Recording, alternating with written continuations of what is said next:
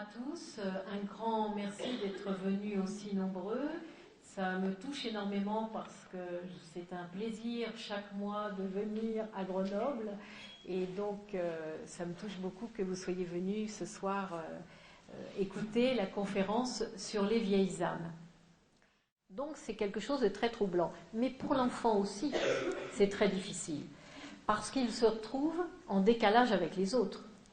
D'ailleurs, la plupart de ces enfants qui sont de très vieilles âmes vont avoir envie d'être avec des plus grands, vont toujours être avec des enfants plus grands, mais seront en décalage quand même parce que ces enfants plus grands vont les traiter comme des petits, donc ils auront beaucoup de mal à trouver leur place. Et pour une vieille âme, c'est l'enfance et l'adolescence qui est la plus difficile à passer par rapport justement à ce décalage qu'elle ressent.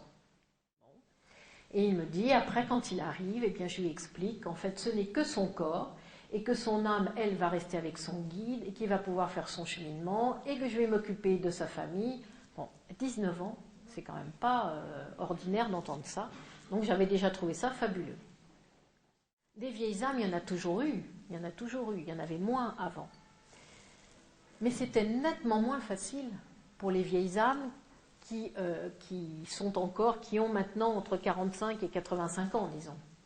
Et pourquoi c'était moins facile ? Parce qu'elles sont nées dans des familles où en fait on ne les reconnaissait pas du tout, où elles étaient tellement différentes de leur famille qu'elles se sentaient totalement exclues. Donc ça a été très dur.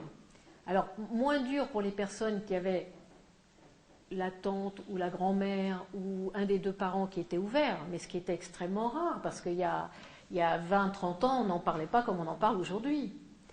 D'ailleurs, à ce propos, souvent les gens me disent « Ah bah oui, moi c'est normal que j'ai une ouverture parce que ma grand-mère avait ça ou mon grand-père avait ça, donc c'est héréditaire. » Non, ce n'est pas héréditaire. Ce sont des âmes qui demandent à être dans la même famille.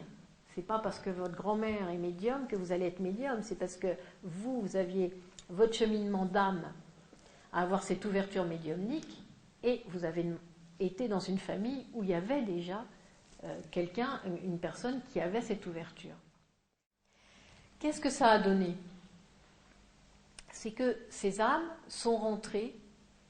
Alors dans ce que les guides nous appellent, ils appellent ça les 3 I, avec un certain sourire, l'intransigeance, l'intolérance et l'impatience. C'est-à-dire que ce sont des êtres, comme ils vivent complètement différemment dans leurs réactions que beaucoup d'autres gens autour d'eux, finissent après, en vieillissant, à être dans l'impatience face à quelqu'un qui ne comprend pas.